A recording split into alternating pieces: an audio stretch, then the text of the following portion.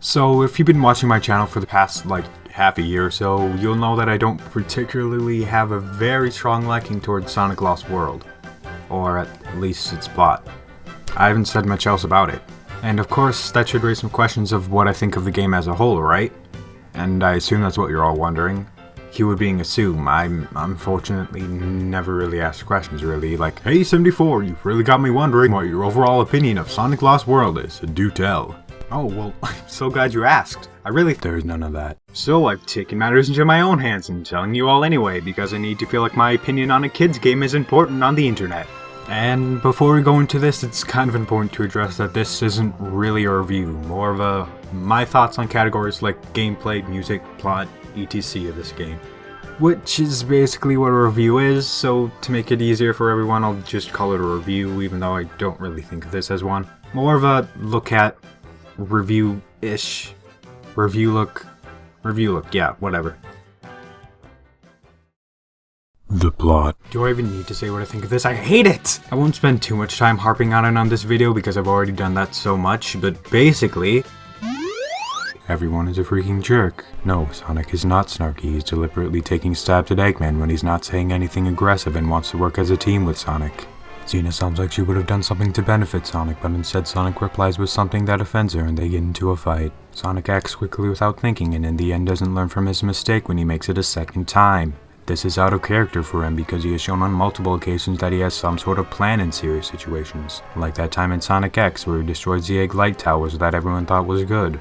Or in Sonic Adventure 2 where he plans to use the fake emerald to save his friends. I hate this scene! The Deadly Six's personalities are painfully one-dimensional.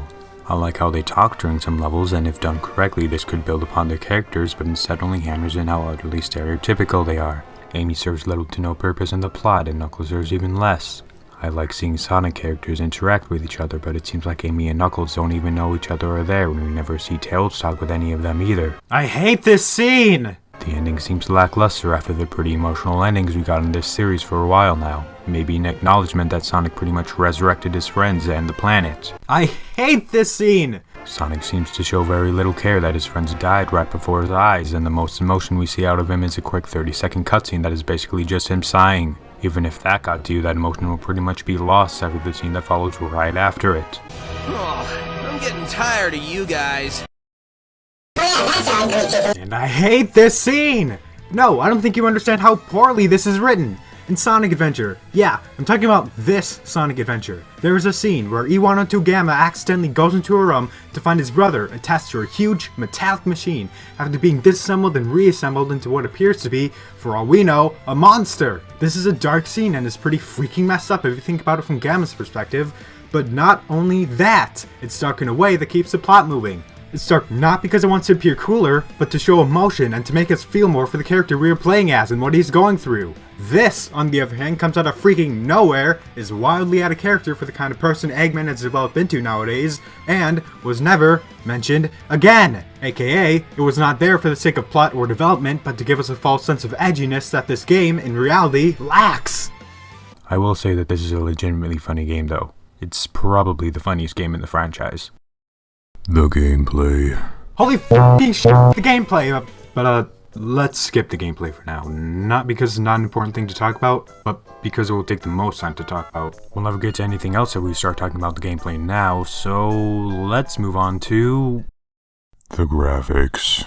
The graphics themselves aren't really anything too special. I think its oversimplicity is kind of a disadvantage, more of an advantage. I mean, Mario Kart 8 had a very simplistic Mario-like art style, but it still looked absolutely gorgeous. 3D World still had a simplistic style, but looked great with its various effects and lighting and stuff. Can't really say the same for this game. The one thing I do like is how you can see each individual blade of grass sway in the wind, but that's mostly the only thing I really liked. Like, don't get me wrong, I don't think the graphics are bad. In fact, some parts look great. I just think the colors are too solid for my tastes, and there's not enough fancy things done that takes advantage of the Wii U's hardware. I can't really tell what anything is made of. Like, if you showed me a picture of just the water in this game, I'd have to take your word for it, because there's like no way I could tell it's water otherwise. Okay, let me tell you something. Sonic Generations was a great example of everything modern Sonic stood for. The fast-paced gameplay, the sleek design of the characters, whether you think that's a good thing or not, the gorgeous environments, and all of this was made extremely apparent with classic Sonic by his side, who had much more cartoony design and more surreal and bright environments. So, Sonic Team thought it was a good idea to combine them. And why would they do this? I mean, I get it. It sounds like a good idea in concept. Combining two aspects would appeal to fans of both things, right? But this is Sonic fans we're talking about here. The classic fans won't be satisfied because we all know they're not going to be until they just get an HD remake of Sonic 3.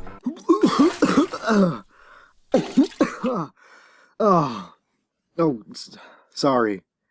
Just like the mention of Sonic 3, it's... Anyway.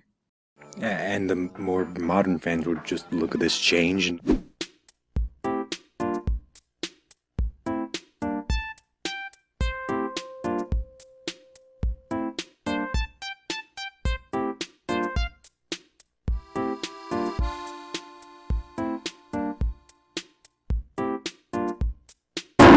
See, they didn't find a nice middle ground with it all. Kind of like the Sonic Adventure series or Sonic Heroes did. They have you going through pretty realistic environments, but the level itself was surreal and felt very Sonic-y. A good example of this being Speed Highway. But nope, instead we just go from here to...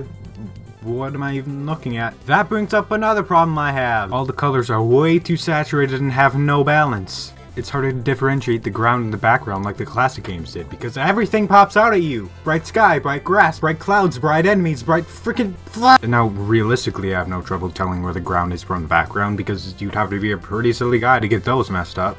But when the entire game is constantly throwing pretty much nothing but bright colors at you, it's just kinda... okay, can you stop now? I don't know, this design choice feels like they're trying too hard to be classic and cartoony, but instead it's just kind of a mess, and hey, that brings me to my next topic. The music. Let me start off by saying I really like the music in this game. Though that's kind of a given, I mean it's Sonic music. But, let me rephrase that. I like the music as standalone songs, but they don't really do well to fit the environments or the game itself. So you're playing the game and your eyes are freaking burning, so you can really appreciate how much this is not like our world, the real world. And with a strange world should come strange, not so traditional music, right? But nope. You'd expect something kind of electronic or something that feels like the Genesis games only modernized, but nah. They use a real band and real instruments for an unreal world. Maybe at this point I'm just nitpicking and something like that really isn't a big deal at all, but with how great this music is, I still can't shake the feeling that it doesn't fit. I like to listen to them on their own, but that's not really the point of video game music. You're supposed to listen to it while traversing through the level, so the music should do its best to reflect the environments it's played in. So, whatever, the music's pretty good, albeit kind of a mess. The co-op or versus or multiplayer, frickin' I don't know. Actually, it was pretty stupid of me to give this its own category because I've never tried the co-op before due to there being no online multiplayer and me having no friends. And even if I did, the game requires you to use some sort of classic controller add-on. One person can't just use a Wii remote or something. But I will say it's stupid that they used the Game Land Sonics again when they could have totally used Tails or Knuckles or Amy or anyone now that they're actually in the game. But to be honest, I didn't expect them to. But other than that, it looks harmless. I mean, nothing bad about it, but nothing looks to stand out either. And since this didn't really fit anywhere else, let's talk about tone a bit for a sec here. When I play Sonic Heroes, I get such a positive vibe from it. How enthusiastic the actors deliver their performances, to how energetic the music is. Something about it just all blends so nicely, and I love the feeling I get from it. Shadow the Hedgehog, while me right now just think the direction the game went in was stupid. Back then, when I first got the game, I felt like I was the baddest kid on the block. Ooh, I was below 10 and I was still playing this game. I remember my mom would only let me play this game with the volume off due to the swears in it. I felt cool playing the game. Playing this game, I don't really feel anything. I don't feel positive like Sonic Heroes. I don't feel nostalgic because of its insane overusage of it. Like, seriously guys, it gets to a point where it just feels like you're depending on it, it's no longer cool anymore. I remember I got genuinely excited when I saw Modal Bug in Sonic Colors, and since this game is just oozing with classic Sonic stuff, the feeling is just gone. But yeah, the game doesn't really emit any vibes for me, and it kind of just feels like a shallow experience, probably due to, like how I said earlier, everything just feels like a mess and doesn't really blend well. It's clear there was a style they were going for, but it's the little things that set it off, like the music or how Sonic's voice is deep and sounds just a bit more bored than I'd like him to. I don't know how to feel about all this. Am I excited? Excited for what? The plot doesn't build up to anything. Adventurous? How can I feel adventurous when the level themes are all over the... We'll get to that later. Sure, I can feel frustrated at a level if I lose a lot or something, but that's not a feeling I get from the atmosphere of the game. The atmosphere feels kind of dull, and the oversaturation of colors and brightness is there to compensate for it. But who knows? Maybe it's just me. The gameplay. Holy f***ing shit, the gameplay! Okay, first let me say that pretty much everything else, like the level design and mechanics and all that, will be crammed into here, the gameplay section, because I couldn't find a more fitting spot to put them without giving them their own category. Alright, so I guess I'll start with the basics. Sonic has a run button now in order to give more control to the player. Let's talk about that for a second. I think the run button is a great addition to the franchise and not redundant with an analog stick at all. I mean, Sonic was just freaking off the walls crazy and hard to control in games like Sonic Generations and Sonic Adventure 1 and 2, Sonic Colors, oh boy. Now, with the simple minimum of just 2 speeds, this will ensure Sonic will never fly off cliffs again. Who wants a smooth, gradual build-up of momentum in a Sonic game? That was sarcasm, by the way. Sonic also has a spin dash again, which it's about time. It's not as satisfying as it is in the classic games or Adventure 1, but it's okay. It gets the job done, I suppose. And it also introduces sort of a third speed to Sonic. If you press and hold the spin dash button, he'll go perpetually, and that's fun to control when the level design calls for it. Good luck ever finding a place where you can perform this for more than 2 seconds in 2D sections. More on that later. He also has a bounce bracelet again, which feels just as awkward to use as in Sonic 06. I'm not exaggerating there, it feels like you're a heavy plastic ball being picked up and dropped over and over again, rather than a genuinely, well, bouncy ball. And it would be really satisfying to be able to bounce onto enemies to destroy them, but unfortunately when you do that, Sonic performs another new move he has, the kick. Basically it's like the homing attack, except a little stronger, I think. And you get a kick enemies in their freaking face! Speaking of homing attacks, so much has changed and added onto it that it's like... Sonic can now perform a chained homing attack, which I think is stupid because how hard is it to press A couple more times? I mean, that's what I end up doing anyway, because I can't fully trust the chained homing attack with how flimsy the mechanics are. More on that later. And he can now perform a charged homing attack. He can. That doesn't mean he will. What this is the longer you stay in the air when locked onto an enemy, the more damage you'll do when you finally attack. I think. The game doesn't explain this much. But most of the time I can't find myself able to charge it up all the way, and sometimes it just doesn't want to do it at all, and I never seem to be doing anything different. I can't tell if it's my fault, or the game's fault, or what? And why do these game mechanics feel so unreliable? The charge homing attack that I stated like just 4 seconds ago, the chained homing attack seems to only happen when I don't want it to, and vice versa. Just the regular homing attack's range is messed up to wazoo. Remember when you had to be holding the analog stick in the same general direction as the enemy you wanted to lock onto? Not anymore! And this creates a sense of, what? Onto the player when, in a game that introduces a whole heck of a lot of stuff, is the last thing you want to happen. When I play a game, I can usually get the mechanics down without anyone needing to tell me, and through my own experimentation. Not here. Even with all the hint rings, there were a lot of things that were unclear to me, like the charge homing attack for example. And let's talk about that button mapping, shall we? You run with the ZR button, which is one of the shoulder buttons. You spin dash with ZL, also one of the shoulder buttons. And let's talk about how much stuff is crammed into the Y button, yeah? There's ducking, rolling, bouncing, kicking, canceling your spin dash, holy moly, and what makes it even worse is that the X button does exactly the same thing as the Y button. It's brilliant. But one thing I just think is bad design is, so you use the B button to jump, but when you press it again, Sonic will only do a double jump. See, to do a homing attack, you have to press A when in the air, which is stupid. If my fingers have to reach over to press another button, then I might as well just press Y to do a kick, which is stronger than a normal homing attack anyway. What? I can use A for jumping too? And B is used for a double jump when I don't want to attack anything? So, what you're telling me is that there's basically another duplicate button that instead could have been used to improve the controls? And with all these new moves, you have to ask yourself, why? Were enemies really such a big focus in this that I have to have a butt ton of ways to destroy them? Why can't I just homing attack one and be done? That's it. Why can't the creativity of an enemy come from its attack patterns and its design rather than how you have to defeat it? I don't care how I have to destroy a badnik. Whenever I can't defeat it with one simple homing attack, I'm just like, welp, and go around them. And even if this is the focus of enemies now, it still kind of brings new kinds of laziness to the table. Like, ooh, look, this badnik behaves just like this badnik, but instead you have to kick it to destroy it. Ooh! And it certainly doesn't help how there are very, very little new enemies in this. They're all just from the classic games. But before we get on any farther, farther, who cares? Let's talk about Sonic's brand new parkour system. Honestly, it's something. I don't hate it, but it certainly needs work. Like, on one hand, I think this is a pretty good idea, and this allows level design to be much more open-ended. But the execution is kinda...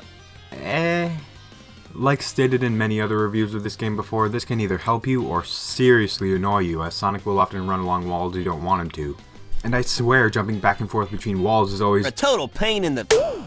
And one thing I wish could happen was that this was much less restricted. Like when running on a wall, you have as much control of Sonic as you do on the ground, except, you know, you're on a wall. And Sonic would, of course, eventually get tired and step off.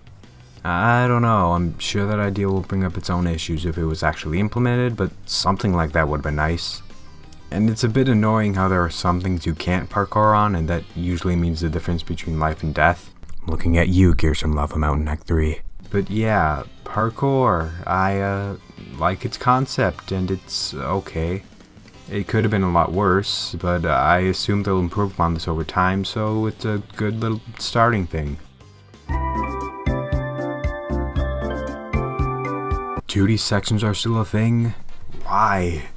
With an entirely new game style, this would have been a great time to ditch that, but they insist on keeping it. Because... I mean, all it really does is restrict your movement to a two-dimensional plane. If you think this is going to appeal to classic fans, it's certainly not, because the gameplay stays exactly the same. Maybe I'd be more accepting of this if they did cool stuff with it, but it's really just a 3D gameplay in a side-scrolling view. Why? I don't understand this. Why would you keep putting in something that subtracts from the gameplay? Well, let's talk about design stuff. See, Sonic is one of those people who goes to DeviantArt, sees a piece of art, he's like, hey, can I use this in a project I'm making? And the creator's like, sure, just give credit and don't claim as your own. And what does Sonic do? There's absolutely no denying that Sonic got some inspiration from Mario this time around, but while everyone seems to draw comparisons to Super Mario Galaxy, I always see more similarities with 3D World. The free roaming world map, the overusage of little dust clouds everywhere, a timer... Wait, hold on. A timer? Like, of all games, they choose to put this in. Not Sonic Unleashed, arguably the fastest game in the franchise. And not Sonic Generations, with a ranking system pretty much solely based off speed, but Sonic Lost World. The game that slows Sonic down and reduces him to 2 traveling speeds. In fact, no. Sonic Lost World. The game where the HUD is hidden most of the time you play, so you can't even see the timer. Whatever, back to what I was saying. How you can charge up your run while standing, and the zone themes are very Mario-like. Hold on. The zone themes in this game. Oh boy, a green hill ripoff, a desert, a tropical beach, a snow area, a forest area, a sky area, a lava area. Oh man, how long did it take you to come up with those? And about that final zone, a lava mountain zone. Why isn't it? Look. Since the beginning, the overarching theme of Sonic has been nature versus technology. How too much technology doesn't make for an ideal environment, and how you should appreciate the blah blah blah. It's a somewhat subtle environmental message. So seeing a level that is just lava-y for a final zone, it's just, something doesn't feel right. There's nothing really themed to be mechanical in this game. The shift in focus is different and it shows. And let's talk about the levels in the zone, shall we? Specifically, their themes. I mean, you have your standard fare, what you'd expect to see in such generic world themes like this. You got your grassy cave levels in Windy Hill. In Desert Ruins, you have a sandy pyramid excavation level and a forest. Oh no. And next is a food themed level. Come on now, guys. That's 2 out of the 4 acts that aren't even themed around a desert. Did you run out of ideas already? Whatever, let's move on. Tropical Coast. A level where you guide fruit out for a blood into a blender so it can create a waterfall of juice that you can travel on to get to the next section. Nothing out of the ordinary here. Frozen Factory. A level where you're a snowball and a casino? Why out of all the zones you could shoehorn a casino level in, you choose a snow-themed one? Silent Forest. You have a level where you hide from the watchful eye of a giant hawk and Frozen Cave. Are you freaking serious? This level couldn't have replaced the casino level that's just kind of there in Frozen Factory? Like, oh, I'm sorry, I didn't know the world themes were just a suggestion. The levels can be anything you want. A freaking Frozen Over level where there was just basically an open spot for a snow level and last zone, go for it! Do you want to know why this irks me? It gives off a strong vibe that the creatives seriously could have cared less about all this. They weren't creative enough to think of more appropriately themed levels. They were too lazy to switch levels around. They just didn't care. And this also ruins the immersion of the game. I can't find this world believable and engulfing when 1 minute I'm running through a forest dodging honeycombs and the next I'm running across colorful pieces of licorice in a desert themed zone. This just adds to the messiness of this game. If you're gonna do stuff like this, at least do how 3D World handled it, where the worlds don't have that much of a distinctive theme really, especially later on in the game. But here it's clear that this is the tropical zone, this is the big bad lava zone. Just looking at this, you expect the levels to follow this in some sort of way, but they don't, in ways that don't seem clever but lazy. Okay, ran over, let's talk about the levels themselves. I kinda like how they're designed. There are usually multiple branching pathways that occasionally ends in the middle of another pathway, and if there's a section of level you really don't like doing, with enough exploration you can probably find a path that skips over it. Take Windy Hill Act 1. There are just so many different paths you can take, each lead on to another. And there's this cloud section that I really hate taking, so I can take an alternate route, and from there there's like 2 more that branch out even greater, but in the end they all kind of meet on this big cylinder ground thing, and this kind of design is so brilliant and well thought out that if the entire game was like this, there's no doubt in my mind that I'd really like this game. It might even be on par with Sonic Colors, maybe. But it's not. But while I do really appreciate how even in levels past the first one they try to make multiple pathways, I always see alternate routes in a game. It's kind of like a, ooh, can I go there? Oh, I can! When they're at the best. Take Sonic Generations, for example. At the start of Chemical Plant Act 2, you can see these towers off to the side of the roads that you're running on, that just look like part of the scenery, but you can actually jump over onto them, and from there it will take you to new parts of the level. That's the kind of stuff I'm talking about. Where if you look around and play with the game's physics and mechanics and explore the scenery, you'll be rewarded for it. It's always so much fun to me. I hate it when games block you off from doing stuff like that. And Sonic Lost World has branching pathways, but not like that. It's kind of a, oh look, a hill off to the side, I'll climb it and see where this path takes me. But like, when you see the hill, it's kind of a, well no duh, I can go up it, kind of thing. Let's take a look at Frozen Factory Act 3. Yeah, the casino level. At the beginning, there's a room vaguely hidden behind dark glass. Wouldn't it be cool if, with enough exploration, you could find a way to get inside the room? Or here, what if there was something behind these pillars, like collectibles or an entirely new path to take? This is the kind of stuff I'd really like to see. And let's talk about the paths themselves, what's actually in them, shall we? Hey, it's Future Me, I forgot to write this in the initial review, and looking back on it I couldn't find a place to put it that would fit, so I'm just throwing it in here right now. This is probably the most automated Sonic game I've ever played. Well, next to 06. Uh-oh. There are so many segments where you don't have to press anything for the longest time as you watch Sonic perform the things on screen where, more than ever, you're wondering why you can't just do them yourself. In past games, it was more excusable because this usually created a cool looking spectacle that only accentuated Sonic's emphasis on action and coolness, while here it's really just either Sonic springing from one big spring to another, and another, or a dash panel that locks you into a scripted event where you have no control and all it is basically Sonic moving forward.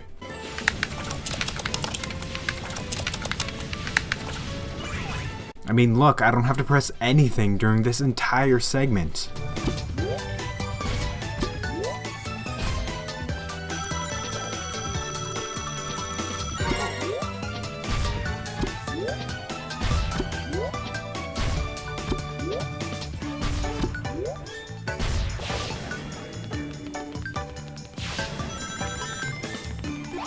Seriously, holy crap! Alright, that's all I wanted to say. Carry on with your review, look, you beautiful man, you.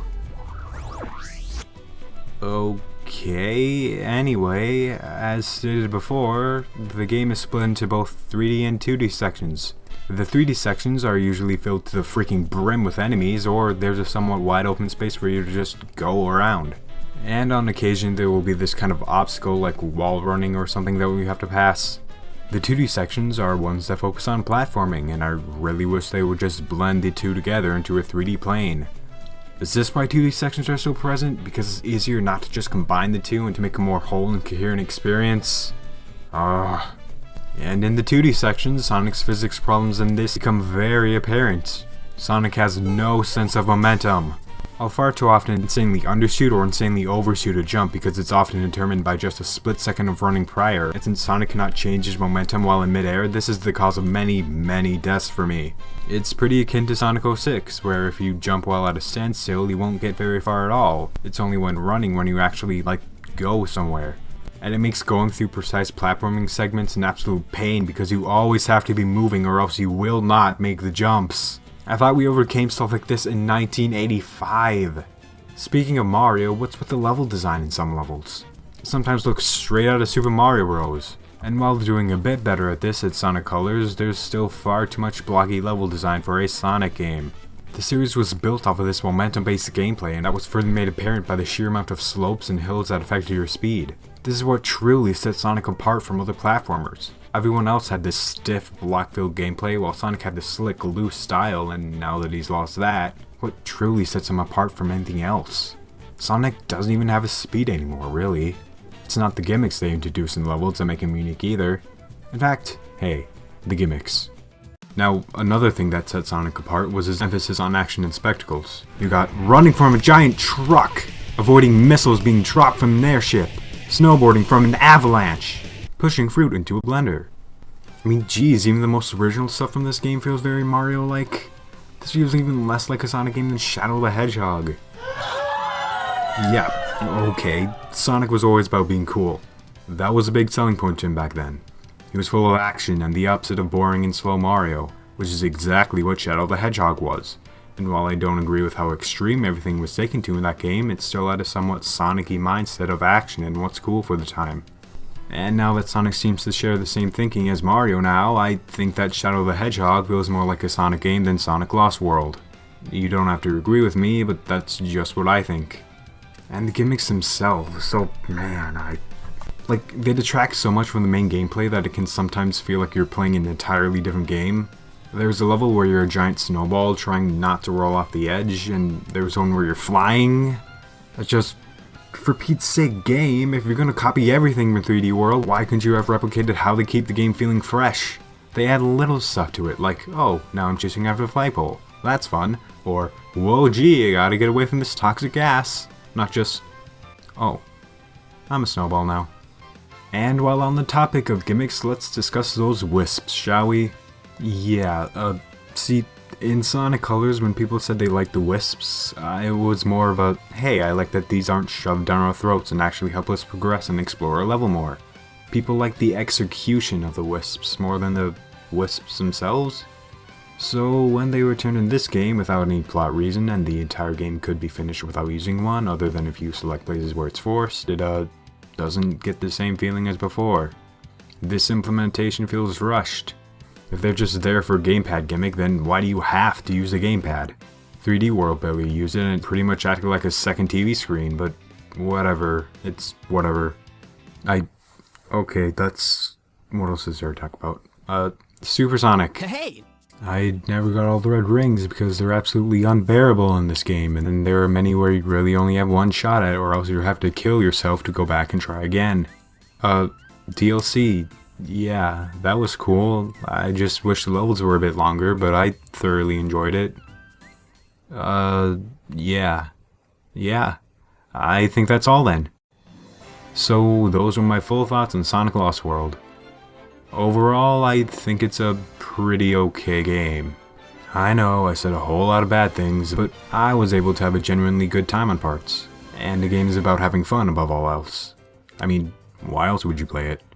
Now, there were a lot of things that I personally did not find enjoyable, but that's the thing. I didn't consider this a review because somebody could enjoy a thing about this that I couldn't stand. When that's the case, who am I to judge whether it's good or bad? I don't want you to have the same view on this as me, I just wanted to share what I thought. Above all, opinions are opinions, and this world would be pretty friggin' boring if we all had the same thoughts on everything. And this was just my thoughts on one thing.